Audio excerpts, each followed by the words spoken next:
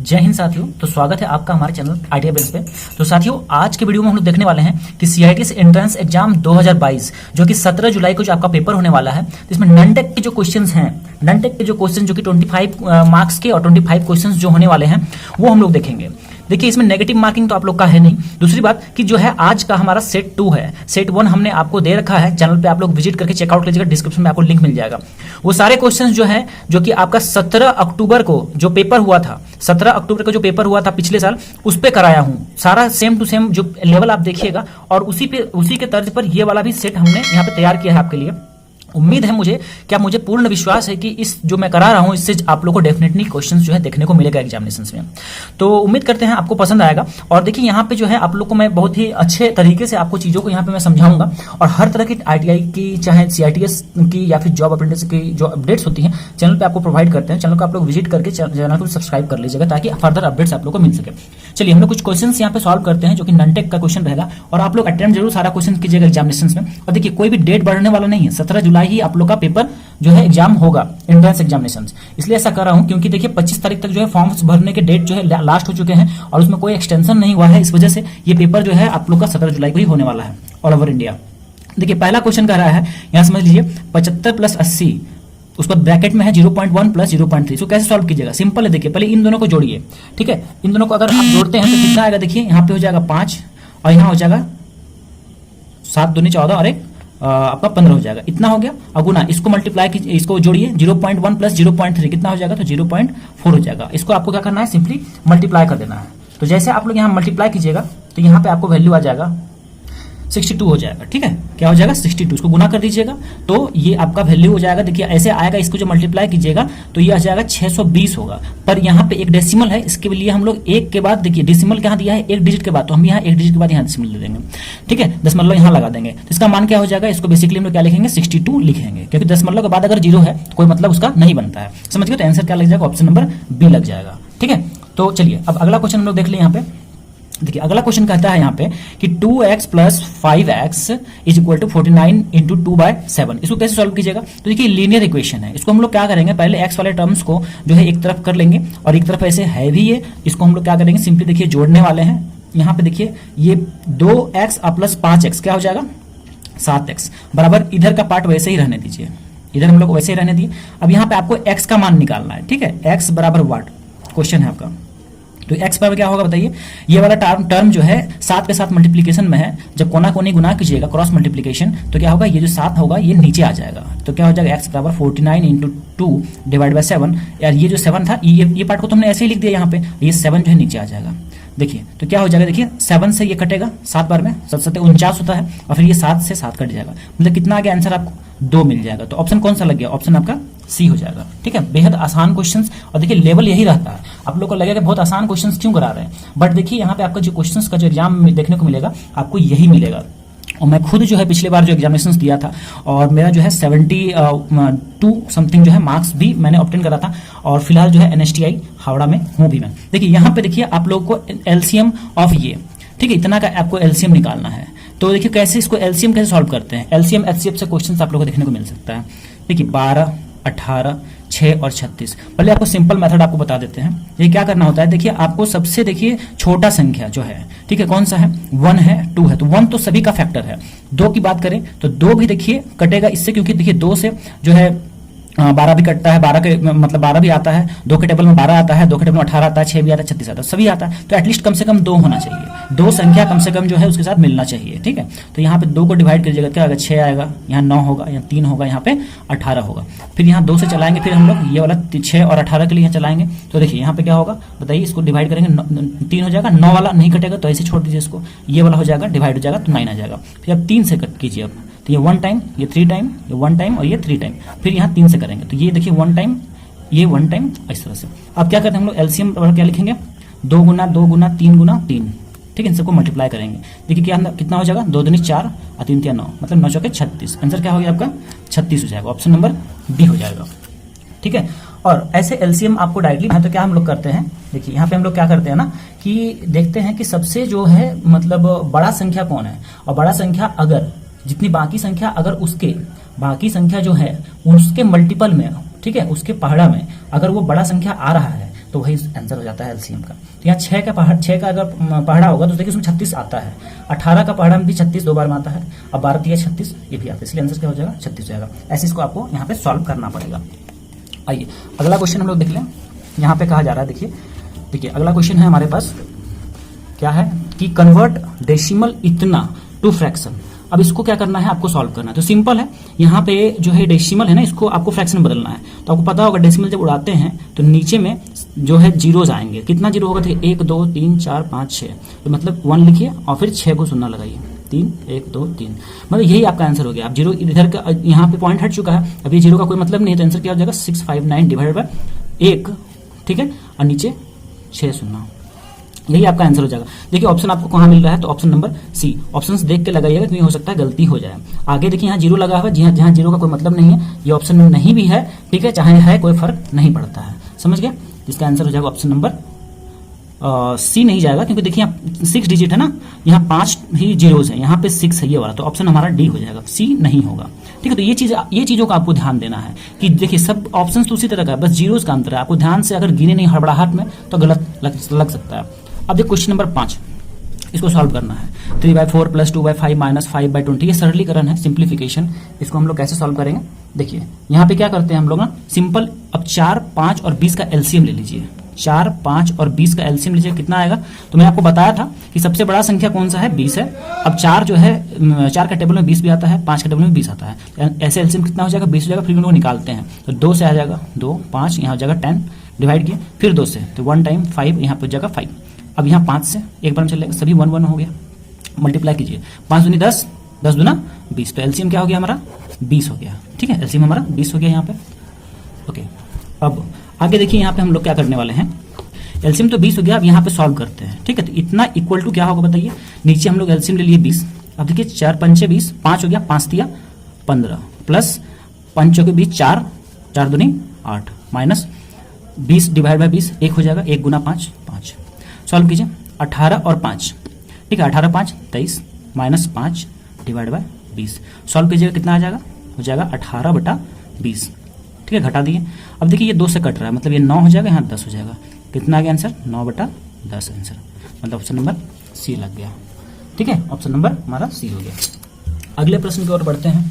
देखिए सिंपल सा क्वेश्चन है, बट थोड़ा सा जो है अगर जान रहे हैं चीज़ों को तो अच्छे से कर लीजिएगा। आइए अगला क्वेश्चन देखिए, यहाँ पे रीजनिंग से क्वेश्चन आया हुआ है, जो है आपका ये अल्फाबेटिकल ऑर्डर्स है। यहाँ पे CEF एक क्वेश्चन मैंने आपको कराया था इस तरह का, CEG है। तो मैंने आपको सबसे पहले बताया था कि रीजनिंग का क्वेश्चन सॉल्व करने के लिए ऐसे रीजनिंग का क्वेश्चन आपको मिलेगा, 2 मिनट भी नहीं लगेगा आपको, मतलब मुश्किल से जो है 15 से 20 सेकंड लगेगा। आप ये पैटर्न जो आपका ABCD है उसको लिख लीजिए, ठीक है, ABCD ये पूरा यहाँ तक आप लिख लीजिए। अब देखिए यहाँ ऑब्जर्व कीजिए, CEG कहाँ पे है, देखिए C यहाँ पे है, E यहाँ पे है और G यहाँ पे है, ठीक है। तो आप क्या देख रहे हैं कि जो ये पैटर्न बना है एक छोड़ करके है, यहाँ से +1 कर देंगे तो ये आ जाएगा, फिर यहाँ से +1 कर देंगे तो ये आ जाएगा, ठीक है। तो इस तरह का पैटर्न आपको इन ऑप्शंस में ढूंढना है। तो देखिए LMQ ढूंढते हैं हम लोग, LMQ, देखिए ऑर्डर गड़बड़ हो गया क्योंकि यहाँ पे जो है +0 करेंगे तो जो है M आ जाएगा, और यहाँ पे देखिए कहाँ पे M के बाद यहाँ पे कितना 3 का गैपिंग है, इसलिए नहीं होगा, ये कट गया। उसको SPM देखिए, S यहाँ पे है, P और M। तो देखिए यहाँ पे हमारा जो पैटर्न है ये वाला भी जो है नहीं मैच है। अब देखिए XVT, देखिए यहाँ पे जो है XVT देख लेते हैं हम लोग, तो X यहाँ है, V यहाँ है और T यहाँ पे है। तो देखिए ये वाला जो है क्या हो रहा है, इधर से हम लोग चलेंगे, एक छोड़ करके यहाँ पे मिला V, मिल गया। अब V पे जो है एक छोड़िएगा, U को छोड़िए, यहाँ पे आ जाता है T, मतलब ये वाला जो हमारा पैटर्न है XVT वाला, ये वाला हमारा जो है इसके साथ मैच करे, तो हमारा आंसर ये लग जाएगा। चलिए अब अगला क्वेश्चन देख लीजिए। यहाँ पे अगला क्वेश्चन कहता है कि 8 मशीन जो है 2 दिन में जो है काम कर सकता है, तो 10 मशीन जो है उसी काम को कितने दिन में कार्य करेगा। तो आपको मैंने बताया था कि वर्क डन इक्वल कर लीजिए, जैसे 8 मशीन कितने दिन में कर रहा है, 2 दिनों में कर रहा है, ठीक है। तो यहाँ पे देख लीजिए इक्वल टू 10 मशीन कितने दिन में करेगा, मान लेते हैं X दिनों में काम करेगा, ठीक है। तो इसका जो ये जो वर्क डन होगा इसका और ये जो वर्क डन होगा दोनों क्या होगा, इक्वल होगा।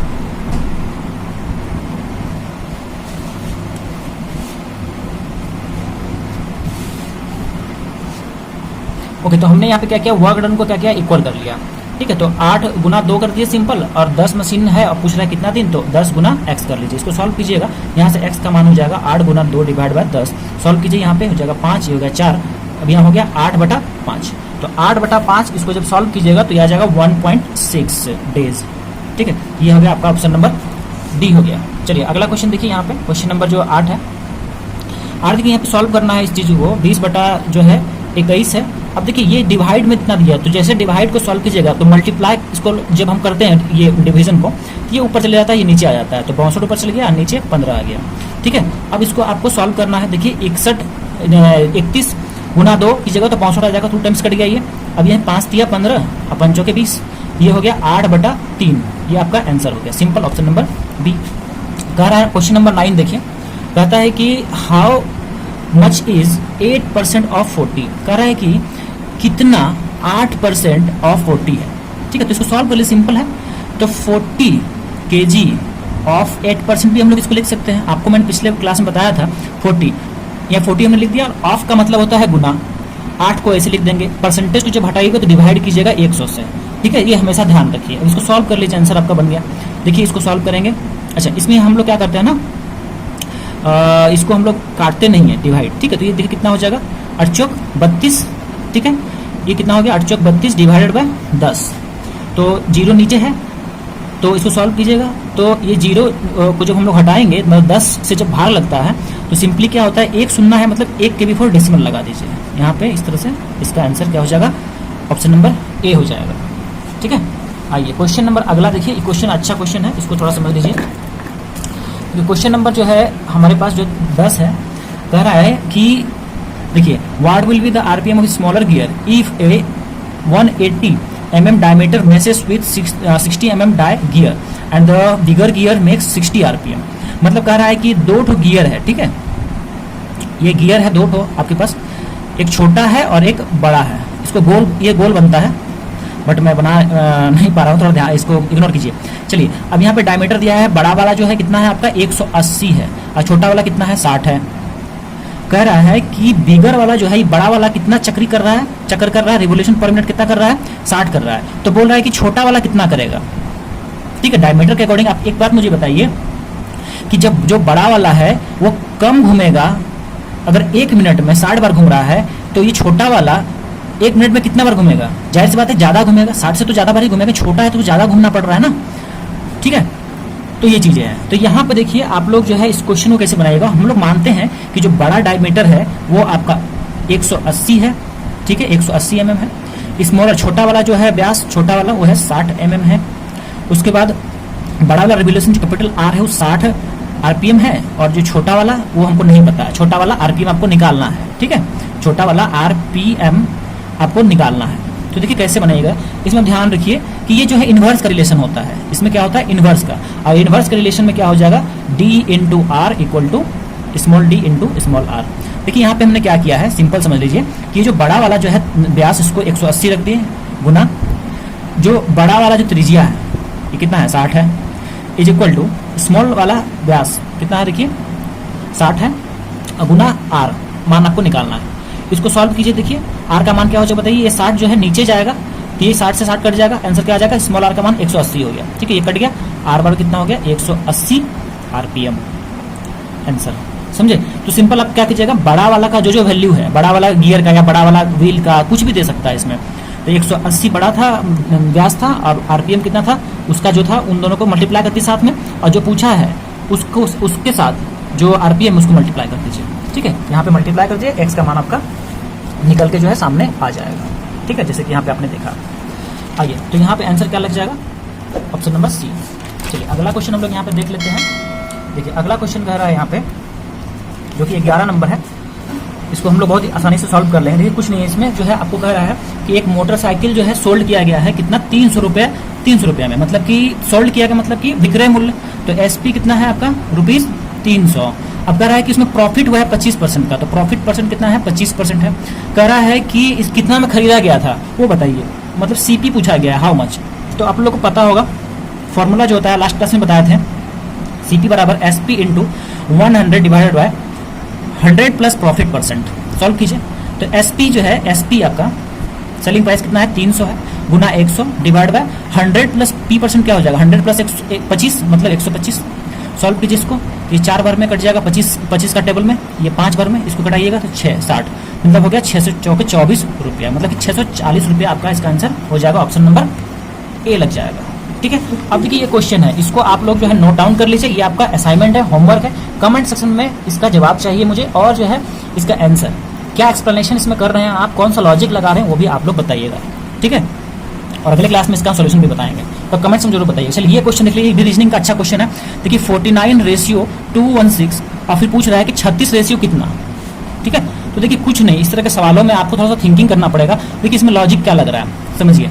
49 का आप रूट कर दीजिए, अब -1 का क्यूब कर दीजिएगा ना, तो ये वाला वैल्यू आ जाएगा 216 आ जाएगा। देखिए यहाँ पे क्या किए हम लोग कि 49 का रूट लगा दिए, -1 किए तो कितना आएगा, देखिए इसको सॉल्व करते हैं अगर। ठीक है, देखिए क्या आएगा, इधर मैं कर देता हूँ। चलिए 49 का हम रूट कर देंगे, -1 करेंगे और इसका क्यूब करेंगे, तो इसको सॉल्व करेंगे तो इतना आ जाएगा। इसका मान कितना आएगा बोलिए, इसका मान ये रूट ऑफ 49 मतलब 7 हो जाएगा, 7 - 1 ठीक है का क्यूब, ये कितना हो जाएगा, मान 6 का क्यूब हो जाएगा। अब 6 को 3 बार मल्टीप्लाई कीजिएगा ना, तो आपका ये वाला वैल्यू आएगा 216 आ जाएगा। इसी तरह से यहाँ पे 36 वाले में हम लोग क्या करेंगे, सेम यही लॉजिक लगाइए। 36 का रूट -1 का क्यूब, इसका मान कितना आएगा 6 - 1 का क्यूब मतलब कि 5 का क्यूब, ये कितना हो जाएगा 125। तो आंसर क्या लग गया हमारा 125, ऑप्शन बी चले जाएगा। ठीक है, चलिए यहाँ ये क्वेश्चन देख लीजिए, कह रहा है कि जो पाव होता है PAW, ये कैट के लिए है। पाव क्या है, कैट के लिए है। तो हूफ किसके लिए होगा, हूफ किसके लिए होगा। देखिए PAW जो होता है ना पाव, ये बिल्ली का जो पैर होता है ना उसको कहा जाता है। ठीक है, तो जो हूफ होता है वो किसका होता है, यहाँ पे आपको भरना है, यहाँ पे क्वेश्चन मार्क, तो किसका होता है, वो हॉर्स का होता है, घोड़े का होता है। ठीक है, तो इस तरह का क्वेश्चन आप लोग को देखने में रीजनिंग का क्वेश्चन है। अब देखिए ये अगला क्वेश्चन यहाँ पे आ रहा है कि find the area of square if diagonal is इतना। तो कह रहा है कि विकर्ण दिया है आपको, ये एक आपका क्या है वर्ग है, इसका विकर्ण देखिए 2√2 दे दिया गया है आपको विकर्ण। अब आपसे इसका क्षेत्रफल पूछ रहा है, एरिया पूछ रहा है क्या होगा। ठीक है, आपसे यहाँ पे एरिया पूछा गया है, तो एरिया का फॉर्मूला बताइए क्या होता है, साइड का स्क्वायर मतलब कि भुजा का स्क्वायर होता है। ठीक है, यहाँ पे आपको क्या चाहिए, भुजा चाहिए, मतलब कि ये साइड ए चाहिए। अब देखिए यहाँ पे आप लोगों को पता हो कि ये एक जो है राइट एंगल ट्रायंगल बनता है। ठीक है, समकोण त्रिभुज बनता है। तो यहाँ से मुझे बताइए क्या आ जाएगा, ये डायगोनल है, इसको हम लोग डी लिख सकते हैं, डी। तो डायगोनल का स्क्वायर जो होगा, इसका सम का स्क्वायर, क्योंकि हाइपोटेनस का स्क्वायर जो होगा वो किसके किसके इक्वल होगा, आपका जो लंब है और जो है आधार के जोड़ और दोनों के स्क्वायर का। तो यहाँ पे ए स्क्वायर प्लस ए स्क्वायर लिख सकते हैं, इन दोनों का स्क्वायर। तो डी का मान क्या हो गया बोलिए, डी का मान इधर चल जाएगा, रूट में चल जाएगा, ए स्क्वायर प्लस ए स्क्वायर। इसको सॉल्व कीजिए तो क्या हो जाएगा 2a स्क्वायर। अब रूट से जब बाहर आएगा तो √2 तो रह जाएगा, लेकिन ये a स्क्वायर बाहर आ जाएगा, ये हो गया। अब देखिए यहाँ पे d का वैल्यू दिया हुआ था हमारे पास, कितना था 2√2 था, तो यहाँ पे d का मान रखेंगे हम लोग 2√2। ओहो, आप लोग को दिख नहीं रहा था यहाँ पे, चलिए कोई नहीं, मैं बता दूंगा आप लोग। यहाँ पे हमने कुछ नहीं किया है, d square equal to a square plus square, Pythagoras theorem यहाँ पे लगाए हम लोग, ये हाइपोटेनस है, तो ये d है और a square plus a square हो जाएगा पाइथागोरस थ्योरम के अकॉर्डिंग। अब यहाँ पे जो है d बराबर क्या हो जाएगा, ये जो हाइपोटेनस है ये इन दोनों का स्क्वायर है, और जो स्क्वायर हटाइएगा तो क्या कीजिएगा, यहाँ पे रूट लग जाएगा, इज इक्वल टू, इसको सॉल्व कीजिएगा तो 2a स्क्वायर हो जाएगा। a स्क्वायर तो बाहर आ जाएगा, ठीक है, यहाँ बाहर आ गया, लेकिन ये √2 अंदर रह जाएगा। अब d का मान हमको क्वेश्चन में 2√2 दिया हुआ है, यहाँ हम रख देंगे, और यहाँ कितना है a√2 है, √2 से √2 कट जाएगा, यहाँ क्या आ जाएगा, a का मान देखिए कितना आया 2 आ गया, a का मान 2 आ गया, मतलब साइड का वैल्यू आपका 2 आ गया, तो यहाँ पे इसको रख दीजिए, एरिया आपका निकल जाएगा 2 का स्क्वायर, मतलब यहाँ पे हमने रख दिया साइड 2 का स्क्वायर मतलब 4 सेंटीमीटर स्क्वायर। आंसर ऑप्शन कहाँ चल गया, ऑप्शन नंबर ए चले गया। ठीक है, तो वर्ग का क्षेत्रफल इसमें लगा के आप लोग सॉल्व कर लेते हैं। अब देखिए आगे का क्वेश्चन हम लोग देख लेते हैं। यहाँ पे आगे का क्वेश्चन देखिए, यहाँ बहुत आसान क्वेश्चन है, इसको समझ लीजिए। कह रहा है कि लेंथ देखिए, एक क्या है यहाँ पे, एक मतलब एक कोई रस्सी है या फिर कह सकते हैं कि कोई भी एक रोप है जो कि कितना लंबा है, देखिए ये L लंबा है, ये कितना है L लंबाई का है, मतलब कि 2.75 मीटर का है ये। अब इसको 2 रेशियो में, मतलब कि L1 L2 में काटा जाता है। L1 और L2 का रेशियो कितना है 2:3 है, मतलब ये L1 है, ये L2 है, ये भाग यहाँ से यहाँ तक L1 है और यहाँ से यहाँ तक क्या है L2 है। रेशियो कितना है, किसका 2 है और ये कितना है 3 है। ठीक है, तो आपसे क्या पूछ रहा है, आपसे L2 इसका मान पूछ रहा है। तो देखिए इसको कैसे निकल रहा है, L2 बराबर क्या हो जाएगा, ठीक है, L2 का जो मान होगा वो आपका हो जाएगा L2 divided by L1 plus L2 और इंटू जो टोटल वैल्यू है कितना है 2.75। सो सॉल्व करेंगे तो L2 का मान कितना था 3 था, और नीचे कितना था L1 का वैल्यू 2 था, इधर कितना था L2 3 था, इंटू 2.75, सॉल्व कीजिएगा 3/5 गुना 2.75, ठीक है। तो इसको जब आप लोग सॉल्व कीजिएगा तो इसका आंसर समथिंग जो है 1.65 आएगा, ठीक है, equal to 1.65 metre answer, option number 3। आइए अगला क्वेश्चन देख लीजिए। यहाँ पे कहा जा रहा है कि अगर तालाब रुका हुआ पानी कहला रहा है, तालाब जो है क्या है, रुका हुआ पानी है, तो नदी क्या हो जाएगा, जमा हुआ पानी, पिघला हुआ पानी, सूखा पानी या बहता हुआ। तो जाहिर बात है नदी क्या होता है, बहता हुआ पानी, तो ऑप्शन लग जाएगा 4 नंबर। आइए अगला क्वेश्चन देखिए। यहाँ पे कह रहा है कि बीसी का मान देखिए यहाँ पे दिया हुआ है 15 सेंटीमीटर, एसी का मान जो है ये 9 सेंटीमीटर दिया हुआ है, तो भुजा एबी का मान पूछा गया है। तो देखिए पाइथागोरस थ्योरम है ये, ठीक है, समकोण त्रिभुज का यहाँ पे जो होता है पाइथागोरस थ्योरम के अकॉर्डिंग क्या होता है, ये बड़ा वाला भुजा क्या करता है, हाइपोटेनस कर्ण कहलाता है। मतलब कि बीसी का स्क्वायर इज इक्वल टू, ये लंब है, परपेंडिकुलर मतलब सीए का स्क्वायर प्लस एबी मतलब आधार बेस का स्क्वायर, यही होता है पाइथागोरस थ्योरम। अब यहाँ पे देखिए जो कौन कौन सा मान दिया है, बीसी का दिया है तो 15 का स्क्वायर दे दिया है, सीए का वैल्यू देखिए 9 दे दिया मतलब 9 का स्क्वायर, प्लस एबी का वैल्यू हमको नहीं पता है, ये निकालना है। तो इसको सॉल्व कीजिए, ठीक है। तो एबी स्क्वायर बराबर क्या होगा बताइए, जाहिर सी बात ये टर्म इधर जाएगा तो माइनस में हो जाएगा, मतलब कि 15 का स्क्वायर माइनस 9 का स्क्वायर। इसको सॉल्व कीजिए तो 15 का स्क्वायर कितना हो जाएगा 225 माइनस 9 9 जा 81, ठीक है। अब देखिए ये एबी स्क्वायर हो गया, मतलब एबी स्क्वायर का वैल्यू कितना आ गया, 1 कितना होगा देखिए, इसको घटाएंगे हम लोग तो ये समथिंग आ जाएगा 144 आएगा, ठीक है। तो ये एबी का एबी था, तो एबी बराबर क्या हो जाएगा, रूट ऑफ 144। और आपको पता है कि 144 का जो वर्गमूल होता है कितना होता है, 12 होता है, मतलब कि 12 गुना 12 लिखेंगे, इन दोनों के बदले एक हम लोग बाहर निकाल लेंगे पेयर, तो इतना हो गया 12, तो इतना हो गया हमारा 12 सेंटीमीटर आंसर। तो एबी का मान कितना आ गया, यहाँ ऑप्शन आपको मिल जाएगा, ऑप्शन नंबर डी मिल जाएगा। चलिए अगला क्वेश्चन कह रहा है कि रोड कार है, ये पिछला क्वेश्चन में हम आप लोग को पिछला वीडियो में बताया थे, फिर बता रहे हैं क्योंकि अच्छा क्वेश्चन है, ये क्वेश्चन आ सकता है देखिए, क्योंकि पिछली बार आया हुआ था। रोड क्या है, कार को कहा जा रहा है, रोड को क्या कहा जा रहा है, कार कहा जा रहा है, ट्रेन को क्या कहा जा रहा है, स्कूल कहा जा रहा है, आवर को ऑफिस कहा जा रहा है। तो बच्चे कहाँ पढ़ते हैं ये पूछा गया, जाहिर सी बात है बच्चे कहाँ पढ़ते हैं, स्कूल में पढ़ते हैं। तो आंसर तो आप फर्स्ट ऑप्शन लगा दीजिए, गलत हो जाएगा। देखिए यहाँ पे स्कूल को क्या बोल रहा है, ये स्कूल को ट्रेन बोल रहा है, इसलिए आंसर क्या हो जाएगा इसका, ट्रेन हो जाएगा, ना कि स्कूल होगा, ठीक है। इसको नोट करके रखिएगा। अगला क्वेश्चन देखिए, यहाँ पे बहुत ही अच्छा क्वेश्चन है और यहाँ पे हम लोग 4-5 क्वेश्चन और करेंगे। ओके, तो देखिए यहाँ पे कह रहा है, ये क्या है आपका, देखिए पहले मैं आपको क्वेश्चन बता दूं। साइन थीटा जो है 4/5 है, तो टैन थीटा का मान ये पूछ रहा है। तो आपको पता होना चाहिए कि ये एक त्रिभुज है जो कि समकोण त्रिभुज है, 90 डिग्री यहाँ पे है, और ये जो पैटर्न फॉलो होता है ये ट्रिगोनोमेट्री में जो होता है किस तरह से होता है, देखिए साइन थीटा जो होता है, साइन थीटा, ठीक है, ये क्या होता है, परपेंडिकुलर बाय हाइपोटेनस होता है, परपेंडिकुलर बाय हाइपोटेनस, ओके। और tan थीटा जो होता है वो क्या होता है, परपेंडिकुलर बाय बेस होता है। अब यहाँ पे p/h का वैल्यू दिया हुआ है 4/5, 4/5, ठीक है। तो परपेंडिकुलर 4 है, यहाँ 4 लिख दिया हम लोग, परपेंडिकुलर हाइपोटेनस कितना है 5 है, तो यहाँ 5 लिख दिए। अब ये वाला टर्म जो है नहीं पता हमको, ये निकालना होगा, तो ये कैसे निकालेगा, आधार, इसको हम लोग x मान लेते हैं, तो वैल्यू कितना आ जाएगा बोलिए। तो यहाँ पे देखिए फिर से वही जो आपका पाइथागोरस थ्योरम है वही लगाएंगे हम लोग यहाँ पे। तो देखिए ये वाला जो पार्ट है मतलब हाइपोटेनस, तो 5 का स्क्वायर इज इक्वल टू लंब का स्क्वायर मतलब 4 का स्क्वायर प्लस आधार का स्क्वायर मतलब x का स्क्वायर। यहाँ से इसको सॉल्व करेंगे तो x का स्क्वायर बराबर क्या हो जाएगा बताइए, यहाँ पे 5 का स्क्वायर माइनस 4 का स्क्वायर होगा, मतलब 25, 5 का स्क्वायर मतलब 25 और यहाँ हो जाएगा 4 का स्क्वायर मतलब 16। जो सॉल्व कीजिए कितना आ जाएगा 9, तो x का मान क्या आ जाएगा, रूट ऑफ 9, मतलब कि रूट ऑफ 9 कितना हो जाएगा वैल्यू बताइए, 3 गुना 3 मतलब कि 3 हो जाएगा, ठीक है। ये वैल्यू कितना आ गया हमारा, 3 आ गया, ओके।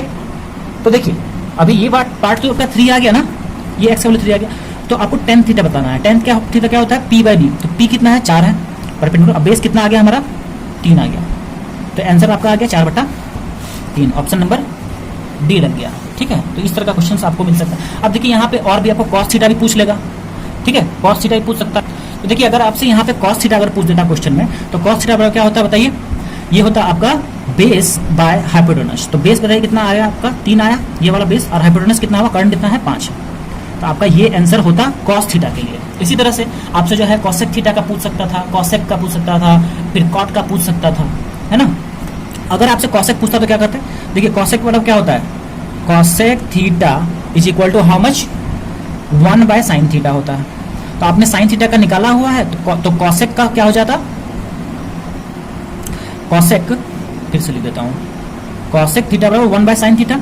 तो बस आपको क्या करना होता, 1/4/5, इसको सॉल्व करते हो तो 5/4 आपका आंसर हो जाता cosec का, ठीक है। उसी तरह से sec का जो है इसको पलट देते हैं, cot में इसका पलट देते हैं, मतलब cot का हो जाता है 3/4।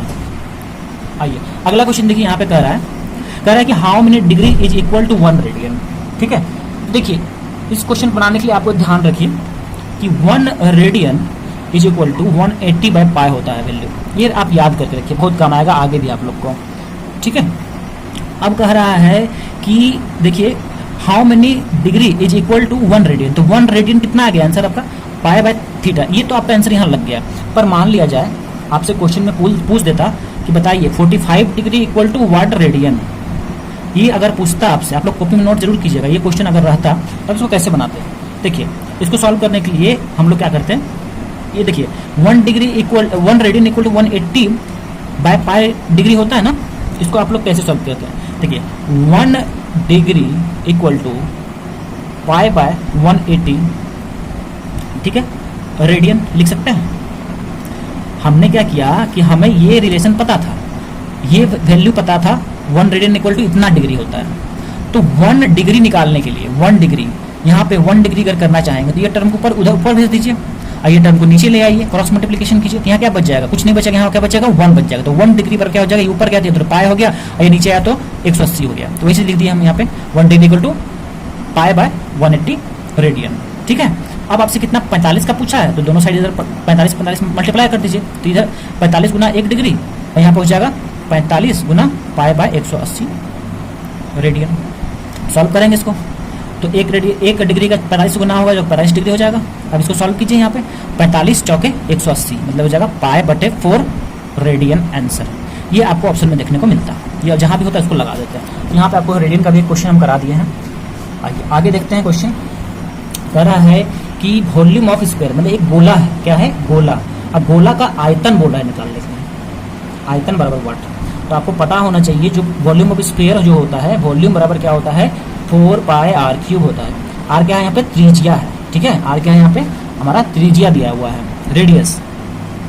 ठीक है, तो 4 इंटू यहाँ पे देखिए आपको बता दूं पाई का मान 2 ले सकते हैं, 22/7 भी ले सकते हैं और फिर 3.14 भी ले सकते हैं। आर का मान देखिए क्या है 7 है, तो 7 3 बार लिखेंगे क्योंकि आर क्यूब है इसलिए 3 बार लिखा जाएगा। ठीक है, इसको जैसे सॉल्व कीजिए, एक तो ये कट जाएगा। अब इसका मान देखिए समथिंग जो है आपका इसका वैल्यू आएगा 1437.33 सेंटीमीटर क्यूब। पर देखिए यहाँ ऑप्शन में आपको देखने को नहीं मिल रहा है 1437, यहाँ पे तो 1436 है, ये तो बहुत दूर है, ये भी बहुत दूर है, ये भी क्या है बहुत दूर है, ये वाला बहुत कम है। पर ये इसके मिलता जुलता है 1436, आपका आंसर आया है 1437। तो आप इस पे लगा दीजिए। ठीक है, ये वैल्यू आपका जो है मैच क्यों नहीं किया, क्योंकि आपने यहाँ पाई का मान 22/7 लिया है। जनरली क्या होता है जो बुक्स वगैरह में दिया रहता है वो कैलकुलेटर वो लोग यूज करते हैं। ठीक है, तो वहाँ पे मान वो लोग लेते हैं, इसका वैल्यू लेते हैं 3.14। इसको अगर हम जो है इस तरह से बनाते हैं, ठीक है, पाई का मान सिर्फ यहाँ पे 3.14 रखते हैं, ना कि 22/7 रखते हैं, तो यहाँ हमारा आंसर आ जाता। इसको सॉल्व करते इतना वाले टर्म को जब आप मल्टीप्लाई करते हैं तो सिंपल आपको 1436.02 सेंटीमीटर क्यूब आंसर आता, जो कि आपका बिल्कुल ऑप्शन नंबर 1 हो जाता। पर यहाँ पे हम लोग 22/7 ली, इसलिए अप्रॉक्स वैल्यू में ये वाला सही लगा के आ जाइएगा। अब देखिए एक बहुत अच्छा क्वेश्चन है इलिप्स का। इलिप्स आपको पता होगा अंडाकार जो इस तरह का जो होता है इसको हम लोग एक इलिप्स कहते हैं, जिसमें कि ये वाला पार्ट जो आपका मेजर एक्सिस होता है और ये जो है आपका माइनर एक्सिस होता है। ठीक है, मेजर अक्ष और ये हो जाएगा माइनर अक्ष, लघु अक्ष, इस तरह से। ठीक है, अंडाकार जिसको इलिप्स आप लोग कहते हैं इंग्लिश में। इसका जो फॉर्मूला होता है ना, क्योंकि इसमें दिया गया है कि मेजर जो है एक्सिस 5 है, ये वाला कितना है 5 है, और जो माइनर है कितना है 3 है। आपसे इसका एरिया पूछ रहा है, इसका पूरा एरिया पूछा जा रहा है। अब ये सर्कल तो है नहीं, सर्कल का एरिया क्या होता है बताइए, पाई आर स्क्वायर होता है। ठीक है, यहाँ पे आपको सिर्फ त्रिज्या, क्योंकि ये जो है ना बिल्कुल गोल होता है, त्रिज्या सभी जगह यहाँ पे वैल्यू सबका आर ही मिलेगा आपको। और यहाँ पे देखिए इधर जो है लंबा है, इधर थोड़ा छोटा है। तो इसका एरिया निकालने के लिए हम लोग क्या करते हैं, area equal to pi into D1 into D2। Pi का मान हो जाएगा 22/7 गुना D1 का मान कितना हो जाएगा, जो आपका ये वाला एक्सिस है 5 और D2 क्या है यहाँ पे 3 है। बस सिंपल कुछ नहीं कीजिएगा, मल्टीप्लाई कर दीजिएगा, पाई से गुना लीजिएगा, यही फॉर्मूला आपका है। तो सॉल्व जब कीजिएगा तो आपका आज का आंसर आ जाएगा 47 पॉइंट समथिंग आएगा, तो 7 इतना सेंटीमीटर स्क्वायर, ये आपका आंसर आ जाएगा। ठीक है, तो उम्मीद करते हैं कि ये जो है क्वेश्चन आपका क्लियर हो गया है। और इस तरह से जितने भी क्वेश्चंस मैंने आपको कराए हैं बहुत ही ज़्यादा इंपॉर्टेंट है। ये सारे क्वेश्चंस जो है चुने गए क्वेश्चंस हैं, पिछले एग्जाम जो हुआ था उसी पर आधारित सब क्वेश्चन है। इसमें से कुछ क्वेश्चन पिछले बार भी आए थे। तो आज का सेट 2 जो हमारा यहीं पे कंप्लीट होता है।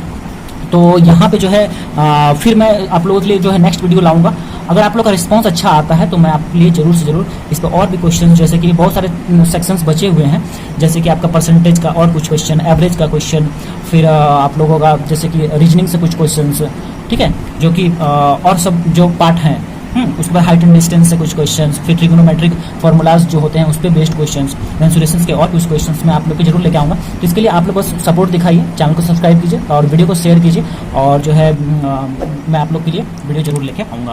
उम्मीद करते हैं आपको वीडियो आज का पसंद आया होगा। तो थैंक यू सो मच। और जो है CITS के सारे अपडेट्स आप लोग को चैनल पर मिल रहा है और आगे भी मिलता रहेगा। तो धन्यवाद आप सभी का वीडियो में बने रहने के लिए।